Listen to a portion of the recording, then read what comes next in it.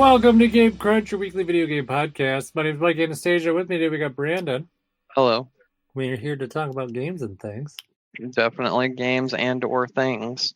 Games and or things. Mm-hmm. I don't know. Any of the things you played? Yeah, I'll explain them. We'll talk about them. Yeah. Ready to get into it? Yeah. Come on. You want to go first, or? I can go first. Yeah, because mine's going to lead into something else, so. Yeah, that's true.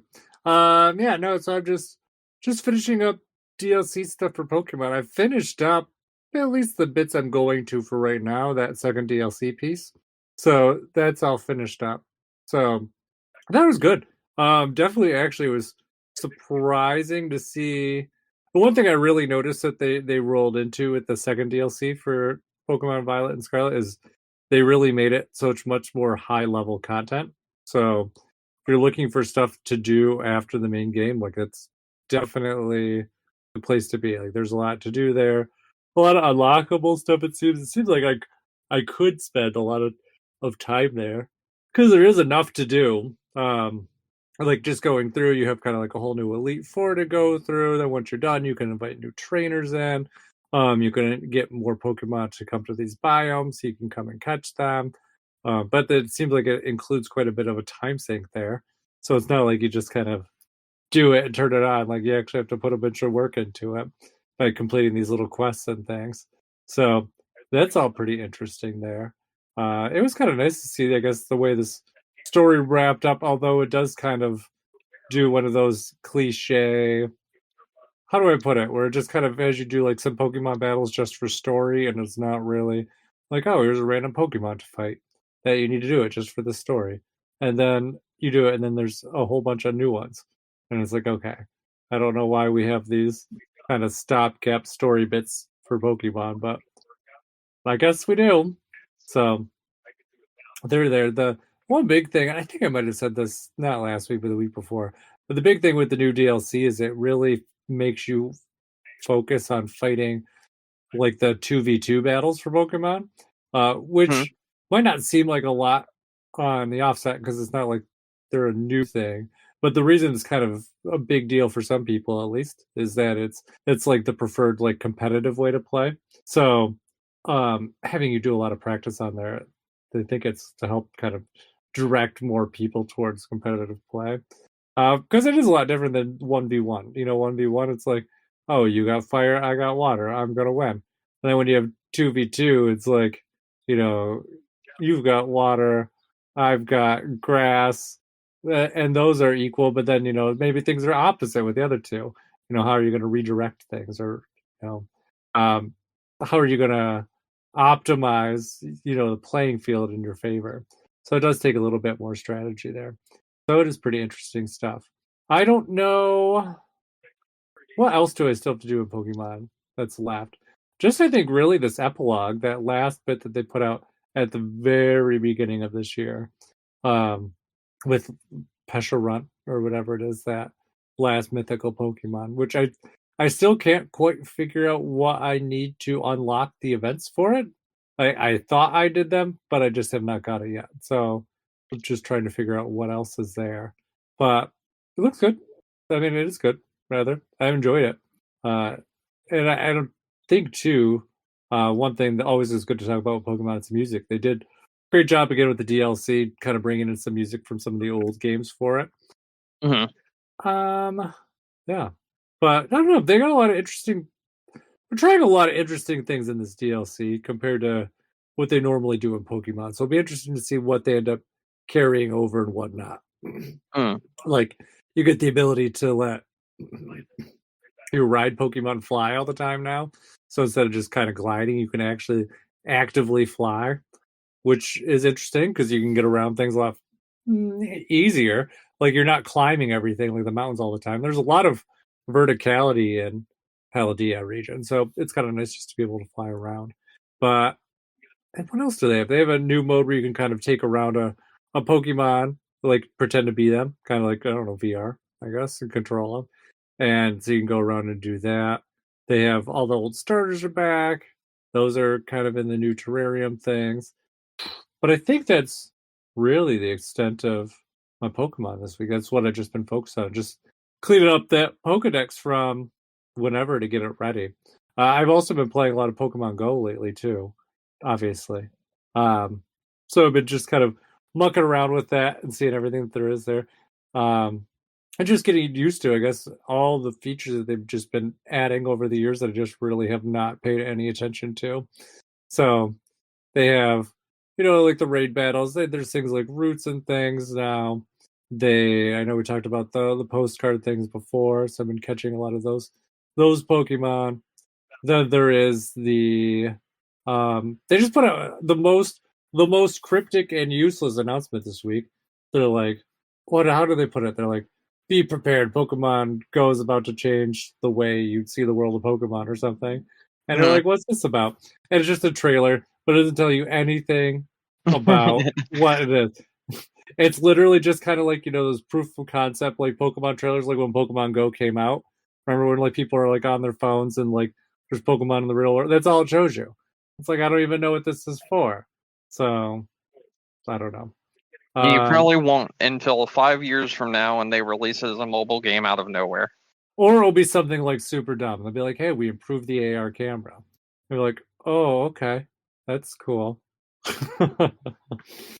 Yeah, it's going to be a nothing burger, I'm sure. But I was just kind of like, okay, this is just cryptic for no reason. All right. And then what else is there? I think that's really all I've been playing. I am excited. We were going to start Fallout, the TV show, this week, but we did not. It looks really good. Yeah, I want to watch it too. I watched a bunch of other stuff too. Like I watched Vice's The Dark Side of Comedy. I don't know if you've seen that. It's actually really good. It's like listing, well, not really listing. It's like an hour-long documentary split up on different comedians. I had started because I had watched Dark Side of the Ring, which is an hour-long documentary dedicated to different either promotions of wrestling or wrestlers or things that happened in wrestling, and it's very interesting. It shows like really like twisted, awful shit that happened behind the scenes and everything. Like for instance, there's a thing in WWE that was called the plane ride from hell, where these people got laid over for like 14 hours and then they ended up doing obscene shit to the point where they had like NDAs that were put in place. They had all this awful shit that happened because supposedly they like sexually assaulted the stewardess on the plane, and like one of them got drugged on the plane and like kind of went on a rampage fighting while the plane was in the air. And like these are big fucking guys that are like breaking shit and everything while fighting on a private jet that's flying in the air at the time. And it was a bad thing that happened. And then there was like another one that was about oh shit, there was so many cool ones that I watched. But the Dark Side of Comedy, which is like another one like that, was like about Richard Pryor, about Chris Farley, the stuff they went through. And it was like people accounting the crazy shit that they did, including like old interviews with actually Richard Pryor, where like he had this conversation about how like he spent like 4 days straight just smoking crack and shit like that, and like how bad it was and everything, how bad his addiction was. 'Cause, I mean, I don't know how much you know about like Richard Pryor's comedy, for instance, but like he literally had those problems and they rolled those into his actual comedy routines, especially when he accidentally freebased the pipe and lit himself on fire and was running down the street engulfed in flames, screaming for help after being on a 4-day bender of smoking crack. And then it was crazy shit. But there's like a lot of really interesting stories that they've been telling on there that I've been watching. And I know that's a complete like this is like has nothing to do with what you were talking about, but I was like, okay, there's a moment I can interject this, because like Vice has got some really interesting like documentary series. And if you can watch them, I would actually recommend checking them out. They're really good. Okay, I'll take a look. I think I've seen some of their shorter stuff before, but not to the size that you're talking about. Yeah, it's like entire like seasons where they go through different comedians, different meltdowns, different whatever, that sort of thing. Mm-hmm. It's good. It's good. Yeah, it sounds interesting. I don't think I have anything else though. Okay. Yeah. Then I guess I'll go from there into games that I played. Okay. And then I'll have my little discussion and we'll close it out since we don't really have that much or anything for news right now. Okay. So yeah, I played 2 games. I finished 2 games. And yeah, that's what we're going to talk about real quick. So I played a game that was called Kill It With Fire. This is a very interesting little game where you are essentially an exterminator that's made to kill spiders. And every level that you play, you get a few more little gadgets and ways to kill them and to like detect them and to find them in the house and around it. And like you just kind of go throughout this house and you like pull out things trying to find the spider, and then you use things to try to kill the spider. But they also have like little like challenges. So that might be like kill a spider with 10 different ways. And you have like weapons by that time that's like a pistol, a clipboard, a flamethrower, Molotov cocktails, hand grenades, and shit like that. But like the whole thing that makes this like really fun is like everything's destructible. So you're literally just fucking destroying this place while you're going throughout it trying to destroy these spiders and kill them. And there's a certain amount you have to kill in every single level to unlock the doors so that you can continue on to the next level. This game is really silly. It's really funny. It is super interesting, and it like culminated in a final level where there was like a underground society that found the best way to get rid of all spiders, and it was a fucking nuke. And it was really funny, and I really enjoyed this game. It was very silly. It took like 6 to 8 hours to finish the whole thing. And yeah, I really enjoyed my time with it. It was very enjoyable. It was like a small little game that I could play over a 2-day period and be finished with it. And I liked it. I liked it a lot. I highly recommend it if like destroying everything and just having wacky fun is something that sounds interesting to you. It's been out for a while, but I found it in my backlog, and I was like, you know what? I don't really want to like invest in anything where I need to like think right now, since I just played like 120-hour RPG. I would much rather just sit down and fucking turn my brain off and just chill. And that's what I did. I played this game. And it was really, really fun and really enjoyable, and just overall a really good experience. And I found out a sequel's coming out in a few weeks, so I'm actually kind of looking forward to that now, because that was like a really fun time. And then I played another game. And this one's going to take a little bit of backstory. So, this game's called Slayer's X Terminal Aftermath Vengance of the Slayer. And I looked it up. Vengeance is literally misspelled on purpose as Vengance. The reasoning for this is like a teenager. And you play as a teenager, and you play this first-person shooter through the eyes of this teenager that's kind of like explaining his life story. Now, this game is a spin-off of another title. A title I've spoken about before, that I think I've even recommended that you play before. This game is a spin-off of a point-and-click adventure game called Hypnospace Outlaw. This is actually a sequel to it. In Hypnospace Outlaw, when you are policing the internet, there's this one teen that's fucking obnoxious and keeps doing things that he's not supposed to do. And his name is Zane. And in this game, Slayer's X, Terminal Aftermath, Vengance of the Slayer, you play as Zane. It's in the style of like Doom or Wolfenstein or Duke Nukem. It's more Duke Nukem than anything else, because it's like a more advanced version of those kind of games. So it's more like on the Duke Nukem engine. And where like everything's interactable, there's much more like fidelity while still not quite being there, you know what I mean? But it's enough that you can tell what it is.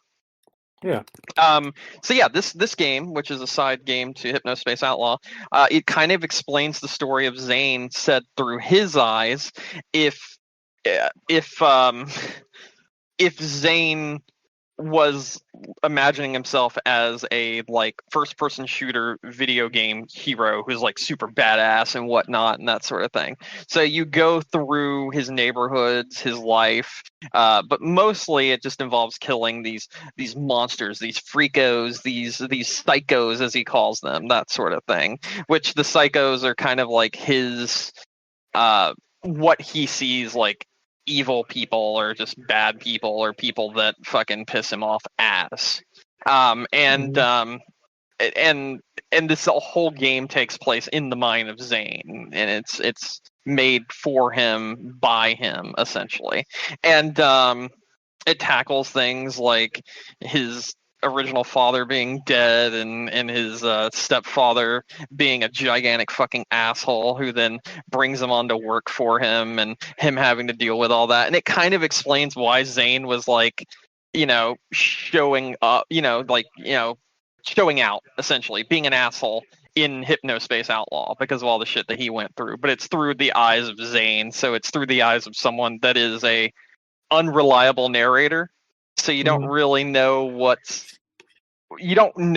he wants you to infer from his story, but also you don't know if even the story he's telling you is true.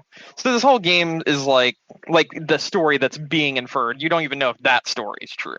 So this whole game is just kind of like a big hodgepodge of exploring the character of Zane from Hypnospace Outlaw.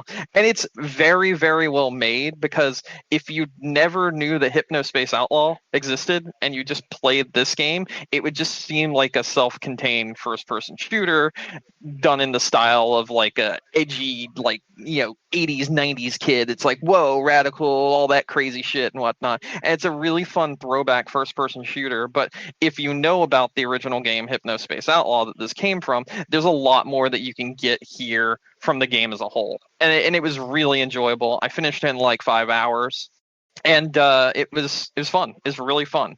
Now this brings me to the one point that I wanted to talk about with you. Yeah.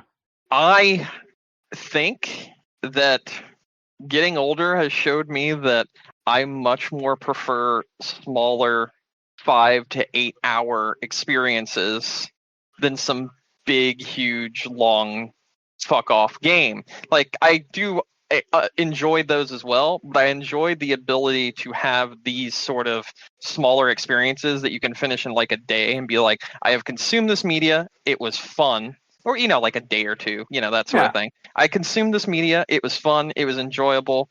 I have thoughts on it as a whole, but I don't have to continue making myself a part of this media. I can move on, that sort of thing. I think having experiences like those in gaming is very important right now more than ever, with so many large AAA games leaning heavily into just microtransactions and shitting out whatever the fuck they want at any point in time, and so many games that are making sequels to a game that was really good, but then the sequel is not that great and kind of falls into the same traps as those other large AAA games that are over bloated and not really that great and mostly rely on their graphics to carry the entire experience.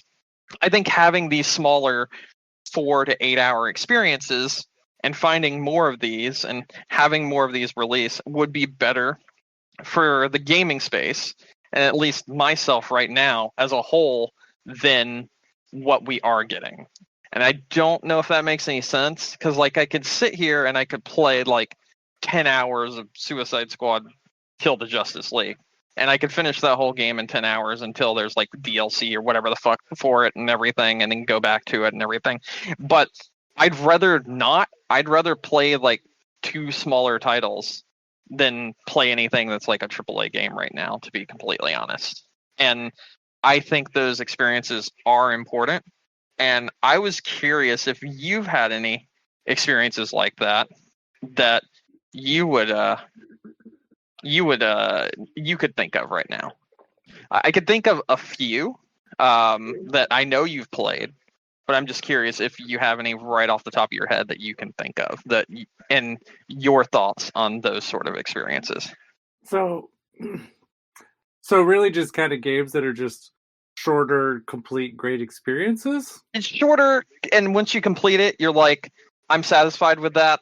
We can move on. That sort of thing. Where it's like it's its own thing. It's contained there, and you're not like, I need a sequel now, or there's not like something where it's like sequel baiting, or it's something where it's like, I have finished this experience, and I really enjoyed this experience, and now I'll do something else. You know what I mean? Like you can just you don't need to come back to it. You don't need to play some DLC. You don't need to wait for this, that, and the other. Now, sometimes these experiences do get added content later on down the road for free a lot of the time, but more or less the initial game is a shorter experience, but it's the right amount of time without the padding, and it's good for what it is, and you don't feel the need to come back unless, you choose to. Yeah, I'd say my number one is one I've talked about for years, and that's always Metroid Zero Mission. I always like that one. I think it qualifies for what you're talking about because it doesn't have. It's not like it necessarily pushes you out towards a sequel or anything. It's a very complete game, even though it is a part of a series. Yeah, it's not necessarily like, oh, you need to go do this next one right now. Like you could do that first game and have a really complete, good, beginning to end experience, and it's only like 2 hours long. Yeah. So it definitely is perfect for that one. Luigi's Mansion, the first one's another one I also kind of throw That is also good. You have not mentioned the one that's more modern that I was thinking that you might. I've only gotten remember. 2 games so far. I know, but I thought it'd be the first thing you would mention. But we'll get there. Let's see. No, if you I don't keep know. Going. Zero Missions are usually always my go-to for that kind of quick pick up, nice complete experience and done. Yeah. I don't know, which game are you thinking of? Cadence of Hyrule. It's like maybe, 6 hours and you're done. That's it. Do you need any more? Nope, you're done. Did you ever finish it though? I did, but I mean, the only thing that really stands out in my mind, like I said, this is the main takeaway I was having from this conversation, right? Is I really enjoyed my time with it. I think it's a great game. I don't need any more. I'm done. I'm fulfilled with this, and I'm fine. We're just moving on. I will mention it to other people that haven't played and be like, you should definitely check this game out. But myself, I'm like, I've experienced this game. If I want to go back and re-experience it, awesome. If not, I've had my time. I had my money's worth. I enjoyed my time. We're done. That's the kind of thing I like to feel when it comes to games. And like even some of these games that are like 10 hours, like 15 hours, like smaller amounts of time in nowadays time, sometimes when you're playing those, you have like an hour or two of that game that you're just like, God, I never want to play this game again because I don't want to have to go through this shit again. And my main thing is like, can you think of a game where you didn't have that feeling? Because the 2 I mentioned, I didn't have that feeling. They felt like they were just moving right along, and I was totally fine the entire way through and did not care to do anything else. And I was like, and I've got a complete story, and I've got a complete game, and I didn't realize I put that much time into it. I don't care. We're done. Moving on. Because there are some games where I put like a smaller amount of time into it, much like those others I just mentioned, such as RoboCop Rogue City, which I really, really like RoboCop Rogue City. But I will completely admit there's like an hour of that game that really drags that I would, looking back on that game, and be like, yeah, I'd have to tell someone, yeah, during this hour, you're just going to have to deal with it until you get to like the really good part, which comes after this. Don't worry, it slows down a bit, but it gets right back to being good. But the 2 games I mentioned, Kill It With Fire, as well as Slayer's X, don't have a moment like that. They don't have anything like that. The whole game is good the whole way through, and then you're done, you're fulfilled, you move on to something else. And I felt that way about those 2. And I feel like that kind of feeling specifically when it comes to gaming is a much harder feeling to get nowadays. But I do think there are some like really good examples of that. Like I said, with those 2, with Cadence of Hyrule, with some of these smaller titles, because like Bayonetta 3 is like 10 hours, 12 hours, and it still feels like it drags in some places, just like RoboCop felt like it dragged in some places.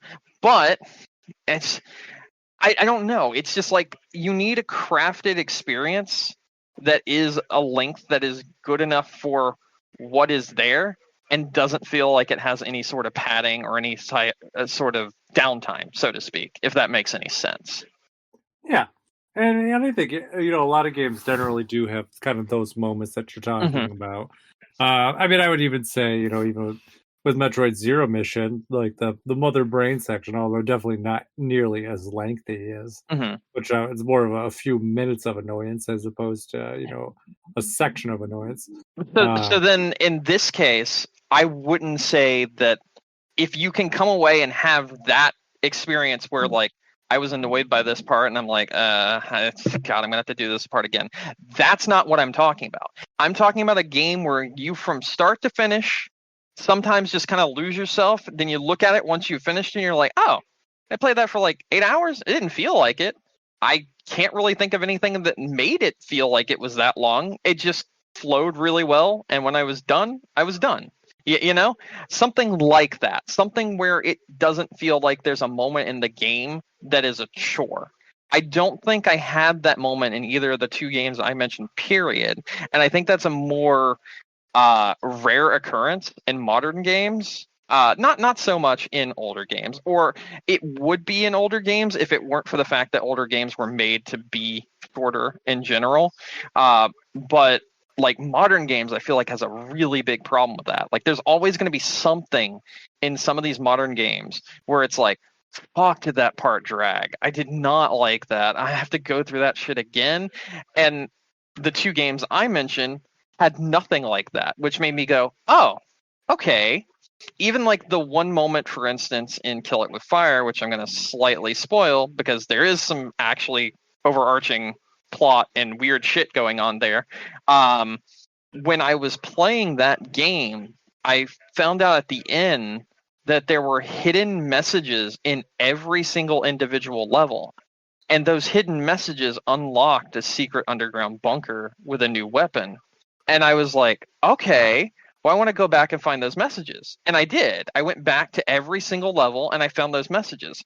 But the game was made in a way where even that didn't feel like a chore because I could go into the level, I could look around the level. I had a scouter that allowed me to detect hidden things, and then I would shine the hidden flashlight thing in the area looking around for it. And then once I found it, I'd either take a picture or I'd jot it down. And that would take like 20 seconds, 15 seconds, maybe a minute at most in that level that I just came back to. And then I can just exit to the main menu and then go to the next one. Like it was designed so well that it was designed in a way to make it feel like I wasn't wasting my time the entire way through. And I feel like we don't get that anymore. Like I feel like that's a very rare occurrence to have in games. I feel like it's very difficult for someone to craft an entire experience, especially when you like also craft in like secrets of the experience that you didn't know about before, and then also have it not feel like I wasted my time in some way, shape, or form, or something annoyed me to the point where I was like, ah, fuck, I don't want to do that again. So I don't boot back up your game. And that was what was so surprising to me with the games that I played this week, because I didn't have that feeling at all. And I feel like I haven't had that feeling in a very, very long time until I just had it with this game and the other game that I mentioned. And I just think it's really weird. When I was sitting down and thinking about it, I thought it was like really weird. I was like, there are so many good games that I love. And I still have a caveat of like, oh yeah, but this stage is fucking annoying. I hate this stage. But like to actually have that feeling of a experience from start to finish, and then even its extra content on top of it wasn't a chore. I never really sat down and thought to myself, wow, I don't think I have this feeling often when I play something. And I was wondering if that was just some weird like occurrence with me, or if maybe it would understand what I was talking about when I mentioned it here. And I guess that's the reason why I presented this topic just in general. Like, do you have a game where start to finish you think to yourself, there's not a single level in this game that made me annoyed or that I dread coming back to? Like, can you think of anything in that context that is a shorter experience that you feel like is just not a perfect game, obviously, but the way its pacing is delivered and the way the game is delivered, it's in such a way that you feel like you're not wasting your time at any point in time when playing the game? That's a good question. I almost feel like that's a better question than even the original, maybe what I was thinking. Yeah, I think I was trying to form this question without knowing the correct way to do so, and so now I'm re-asking this question since I found a better way to explain it. Yeah. Let me see. I'm trying to think because I generally think that most games generally have like a section that's exactly. great. And that's what surprised me so much. And made me be like, oh, I'm done, and nothing really bothered me. And even the stuff that felt like it should have bothered me was so seamless and the pacing was so good that I didn't care. What is this feeling? It's like it's so rare that I was honestly, it made me like kind of reevaluate the way some games are and the way some games are built, because it feels like when thinking back on this question now that I'm presenting to you, that more often than not, you don't get a game like that. Yeah, there's always one part that's just not. Yeah, like I would say another game that I can think of that I do recall from start to finish not getting like annoyed at any in particular part was a game by the title of Gris. Gris is a game made by Devolver Digital that is a puzzle platformer, and it had no moment when I was playing through it that made me be like, all right, this part's annoying. I need to sit down. And when I was able to play through it, I was able to just experience it from start to finish. I think it was maybe like 4 hours, 3 hours, something like that. And when I was done with it, I was like, that was a really good experience. All right, moving on. And like, you don't get those moments. You don't have those moments now, I feel.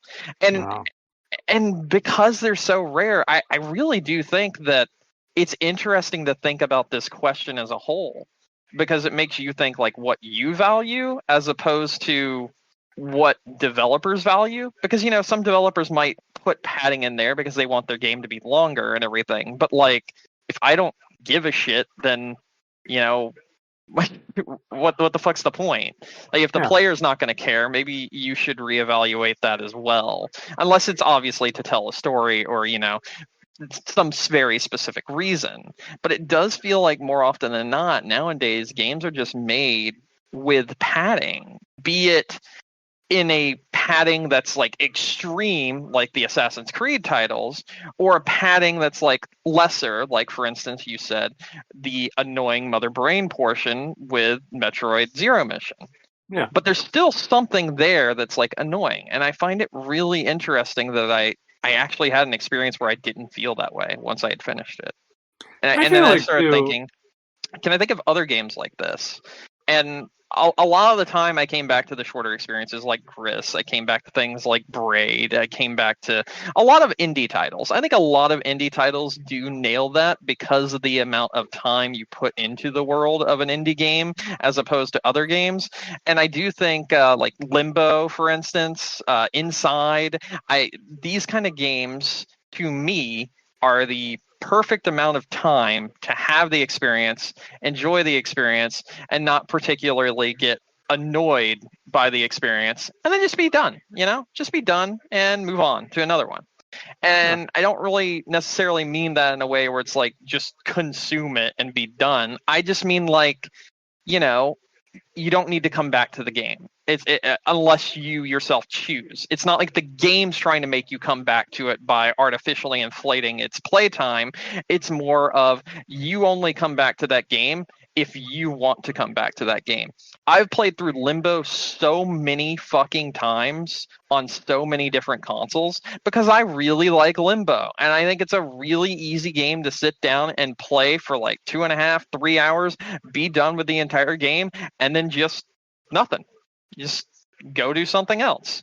And those experiences are few and far between when it comes to modern gaming, I think. Too, with the shorter experiences, I think a lot of it is, I think there's sections in a lot of games. I think it's just, the shorter it is, the less likely we are to care about it, because you're not just putting as much time into it either.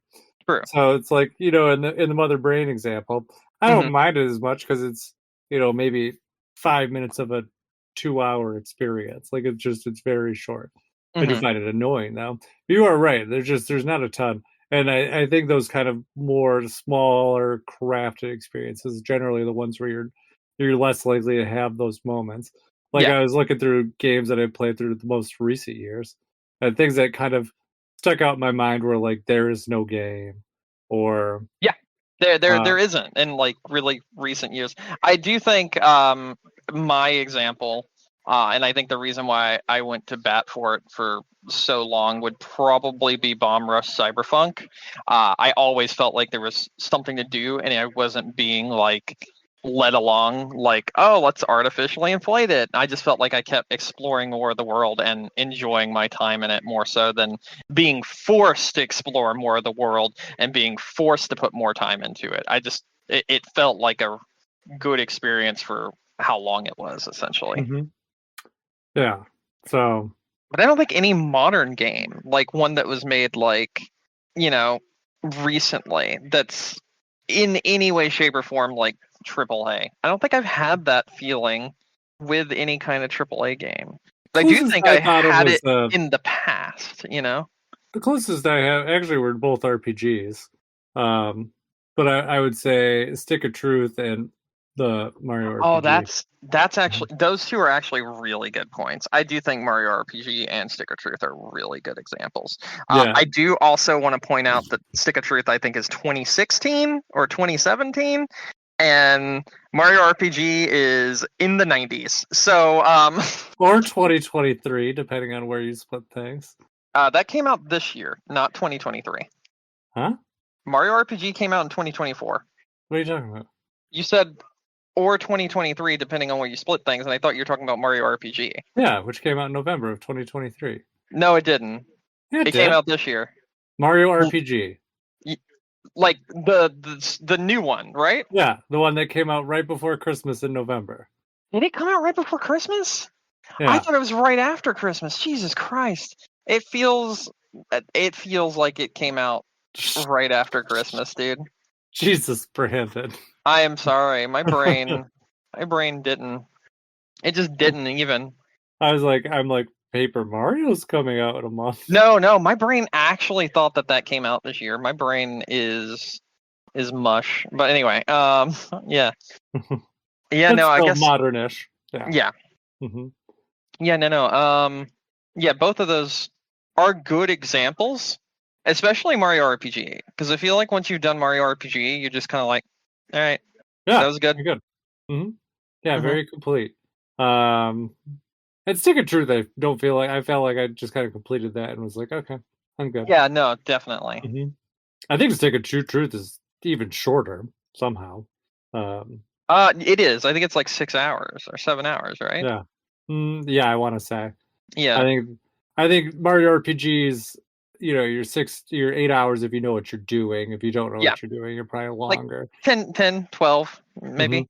Yeah. I think Stick of Truth is like 6 to 8 hours, even if you have no fucking clue what you're doing. Yeah, absolutely. You know what? I think those are actually great examples of no real fluff in either of those games that are more modern. But yeah, I do think when you think of other things, it's like I really feel like there's a lot of fluff in pretty much everything. I do think that's always a lot of things. Look towards indie titles more or less, because it seems like they get it either because of lack of budget and not being able to make it bloated like other people, or because they just choose not to. And I'm not sure could probably be both. Yeah, I'm not. Yeah, like I was gonna say, I'm not sure which one it is, but either way, I'm happier that it's that, because you're able to have those experiences. You're able to move on, and that's it. Yeah, and a lot of times, like those, higher budget games are always like, oh, let's stick in this dumb little mini game, or let's stick in, this other Bro, thing, or I want to talk so you much don't have about Final time to Fantasy VII Rebirth, discuss and we that? will come back to that later. I swear to fucking God, you listen to me. You hear me out right now, right? I really love Final Fantasy VII Rebirth. I think it's a great game. Every time I press a button, I feel like there's a mini game in Final Fantasy VII Rebirth. Literally every chapter has a new mini game, Oh, and jeez. it gets kind of obnoxious. Some have multiple. There's one chapter, right, where I think I played, no joke, 5 mini games before I completed that chapter, and those games never come back after that chapter. Oh, why Yeah. even bother them? So, I would say, right, whereas they wanted to flesh out the story more, and they wanted to flesh out the characters more. And I think the best way to do that, and I think they did do a good job of it. And like I said, this will probably come back later this year because I probably end up really enjoying this game and trying to put it in the game of the year list. But I'm not sure yet. But I think what they did was, and I'm not 100% sure yet, but I think what they're doing with Final Fantasy VII Rebirth is, instead of really trying to tell a direct story that intertwines itself and continues the overarching story of Final Fantasy VII as a whole, like Final Fantasy VII Remake as a whole, what they're doing here is allowing you to spend more time than you've ever got to spend with these characters. Because when you played the original PS1 game, the story was very concise, it was very to the point, and the only time you really had to explore these characters and their personalities was in, smallish cutscenes, that sort of thing. But I think what Final Fantasy VII Rebirth is doing is allowing you to actually play games with them, spend time with them, experience them on a different level than they could present them in the original content. And I do think it works really, really well. But there's so much flaw in Final Fantasy VII Rebirth. Well, that game just seems like it's made for fluff. I mean, they took one game and turned it into 3. So, I mean, yes, but also this is not Final Fantasy VII. Like that's the long and short of it. This is Final Fantasy VII if it was a fan fiction. Fair. That's what Final Fantasy VII Remake feels like, and Rebirth feels even more like it. Especially the fucking opening. It's like, here's the opening, and it's like, wait, why is what? How? Why am I playing as what? Huh? And that's how I felt in the first like fucking 2 hours of Final Fantasy VII Rebirth. Yeah, it sounds like a blast. It's actually really good, but I don't know what the fuck they're doing with this story. But I'm still enjoying my time. Well, that's good. But there's so much there that it doesn't work with what I'm talking about. Where, everything feels like it has a purpose. It's there. You do it. It's done. Everything kind of feels like in that game, they just really wanted to extend things out and give you more time with the characters to spend with them. More so than tell a concise, coherent story. I'm sure there's one somewhere. Oh, I doubt it. But anyway, yeah, I do feel like indie titles are really good at doing this, but I do feel like we're getting far less indie titles that are that are focused on being an experience that you do and then you're done, and a lot more leaning into my favorite genre, which is roguelikes, which is focused on being a forever game. Or games like Stardew Valley, another game that is incredibly good, but it's focused on being a forever game. I think having the option to play these smaller titles that aren't supposed to last you forever and are supposed to have a finite ending that you can just move on from is not being explored enough in gaming as a whole right now. And I do think that we need more of those experiences. Oh, I agree. Because everything these days is all about how long they can be. Yep. Yeah. And there's nothing wrong with long games per se. Like, I just finished Infinite Wealth, and Infinite Wealth I put 130 fucking hours into. and I loved my time in that game, and it is probably one of my favorite games in the entire franchise. But I would be lying if I didn't say there were moments in that game where I was just like, all right, let's move on now, shall we? And I would also be lying if I said I thought the game had a good story, because it fucking doesn't. But I enjoyed my time with it. But there were definitely points in time where it was wasted. And I think it's harder to find games that don't waste your time in some way, shape, or form. But it's very special when you do. So, yeah. Yeah. No, games like to, and they don't care. Yeah. Yeah. 100%. I mean, I was thinking about, just the opposite side of that spectrum the other day, just with like Pokemon. It's like you think about the extent of bullshit that they make you do to catch them all. Oh, absolutely. Yeah. Oh, wow, this game has respect for my time. I've been playing, and I'm not sure if this one has respect for my time yet. I mean, it feels like it, but then again, it is also what is known as boomer shooter. And I think I've mentioned them before, where it's harkens back to the days of old first-person shooters, Quake, Doom, Duke Nukem, that sort of thing. There's a game called Warhammer 40,000 Bolt Gun. I've put a few hours into it. I don't know how much time I've put into it, but every single time I hop in and play some of it, I'm like, that was fun. Moving on. And I don't really feel like it's wasting my time. So I do feel like there's other games like that. I loved Bloodborne. I thought Bloodborne was a shorter Souls-like experience that was very fun, very enjoyable. Didn't have a lot of points where I was like, oh my fucking god, this shit again. So yeah, and there's a lot of things that when I sit down and think about, I'm like, yeah, okay, yeah, and that was a really good time. And I also notice, like we've talked about, some of these games can be longer titles if the length of the game is perfect for the game and not just artificial length. You know what I mean? Yeah. I think BioShock's another good example. I don't think the original BioShock has a single moment that feels like downtime. Oh, Can you think of anything? Oh, okay. Maybe that could be just me looking at it with nostalgia goggles. What would you say would be that moment then? Maybe you can remind me and we can have that discussion. I don't think it has necessarily specific moments, but there's specific gameplay that tends to do it. Do you mean like the hacking? Hacking. Yeah, okay. All right, the the tracking of the big daddies, waiting for them to come around, bring the sisters out, just kind of that process. You know what? That's fair. That's fair. You see, that's another interesting point, and I'm glad that we were able to have this part of the discussion as well.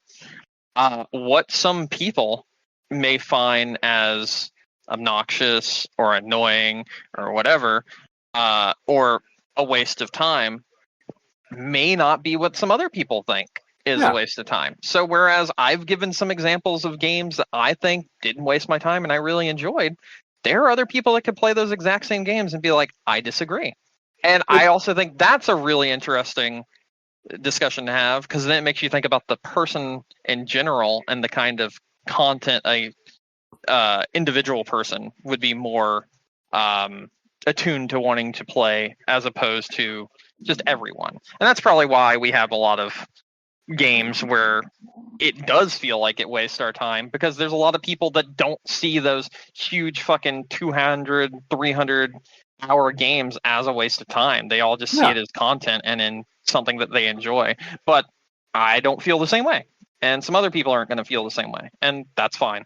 And there are experiences out there for those people. And I think that's what I'm trying to get to at the end of the day. There are definitely shorter experiences out there for people to feel the same way that I do about these long, massive fuck-off games that, sometimes you feel like the pacing's not so good. And you'd much rather have something shorter to play and something that you can enjoy and then just be done with.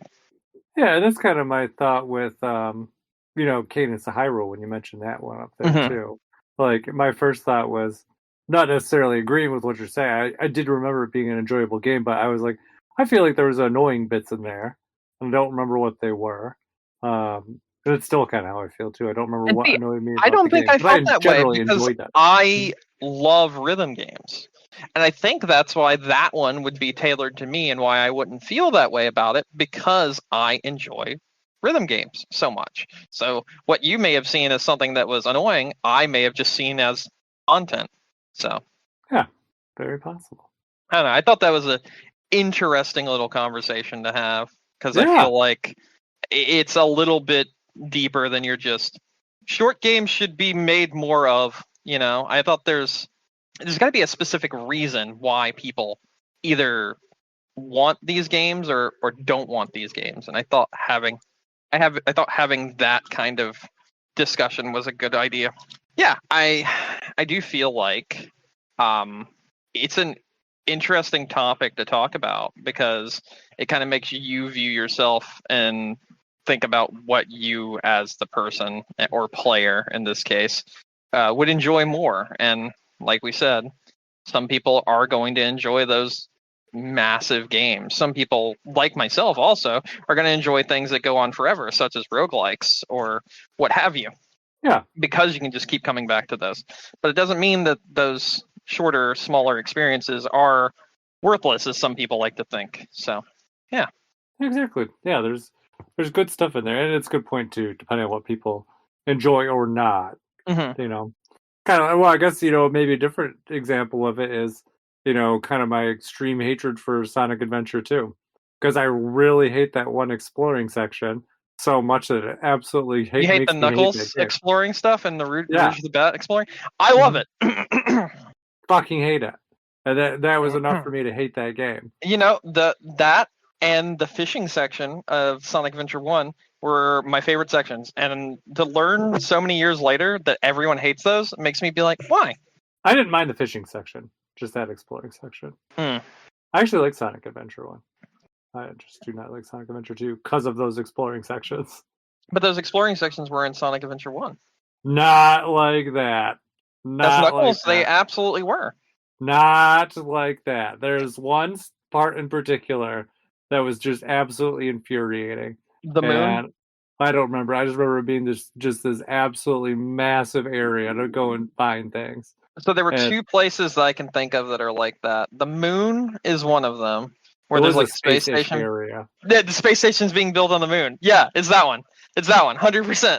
Yeah, that's it. Yeah, no, that one. That I understand. See, that's also what's kind of interesting, because it's like I can understand why someone wouldn't like something like that, and I don't know why inherently I do.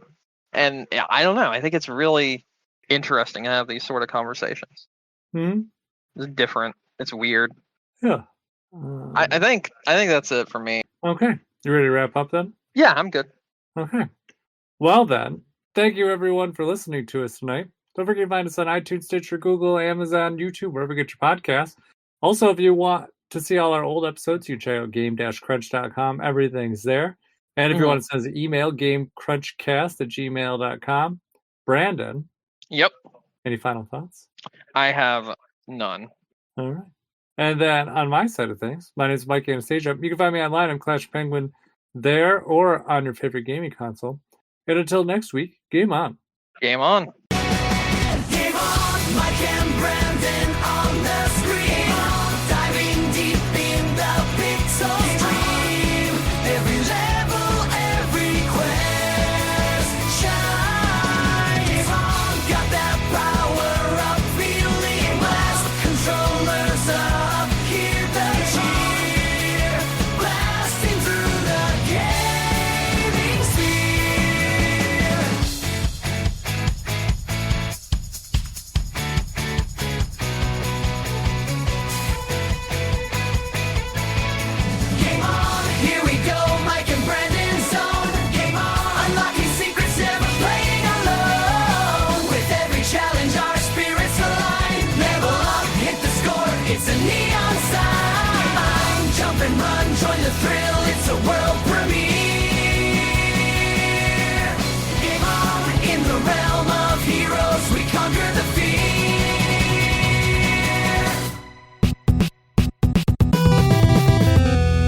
All right, so there's nothing wrong with this video per se, but Yeah.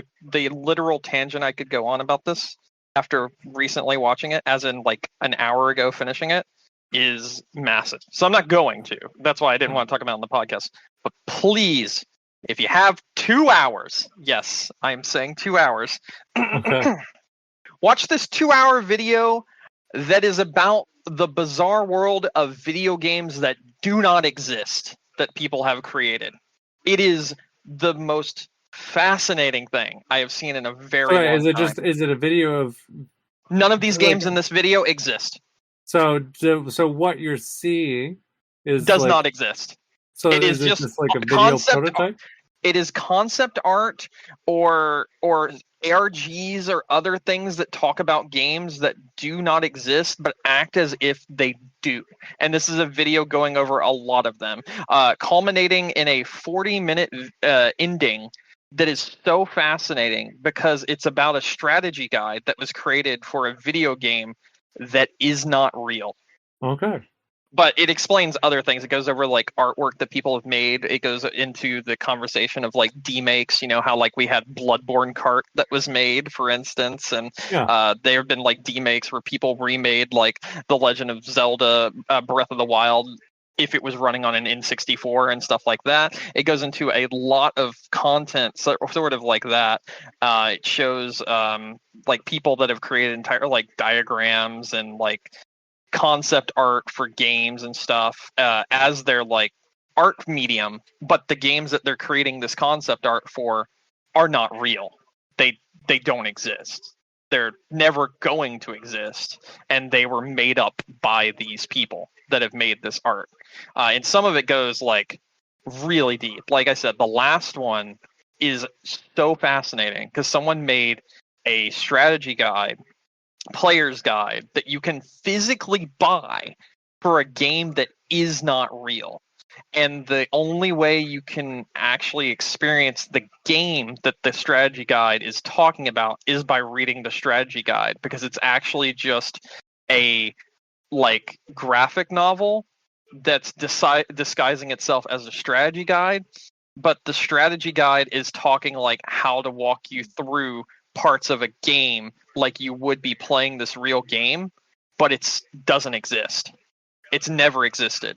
And the entire book is made specifically for this reason. And it is a super interesting video. It sounds really interesting. I added it to my watch list. I'll have to watch it. I fucking love Super Eye Patch Wolf. He is one of my favorite YouTubers, and he does some incredible stuff.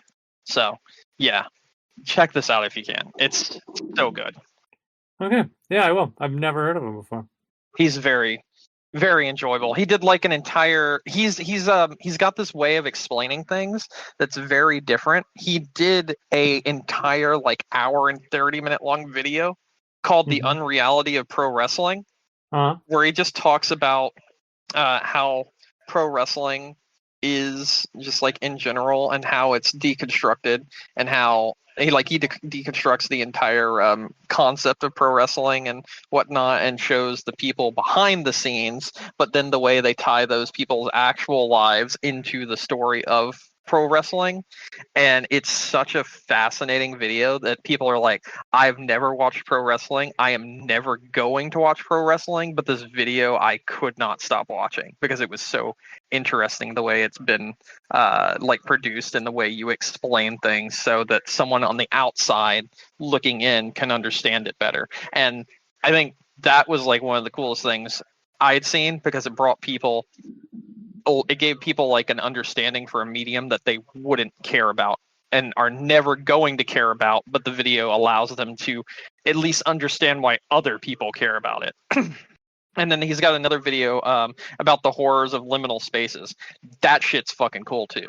Like, he has really interesting topics that he handles. He's got like an hour and 20-minute video about what the internet did to Garfield.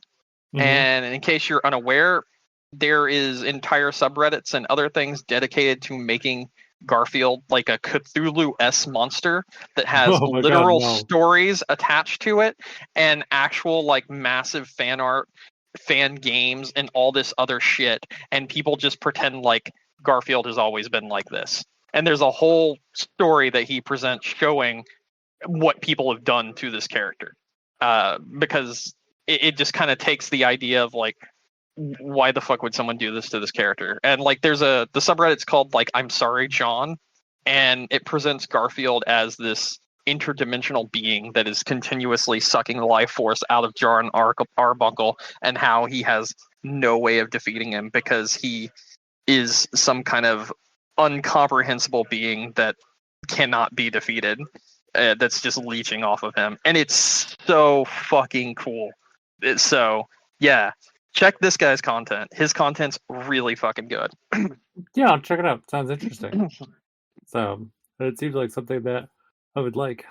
Yes, and like I said, start with the Bizarre World of Fake Games, because that last 40 minutes is incredible. At least I would say the other hour and 20 leading up to it is also really fucking good, but like it's all literally a setup for the last 40 minutes of the video. Okay. Yeah, I'll check it out. I'll let you know.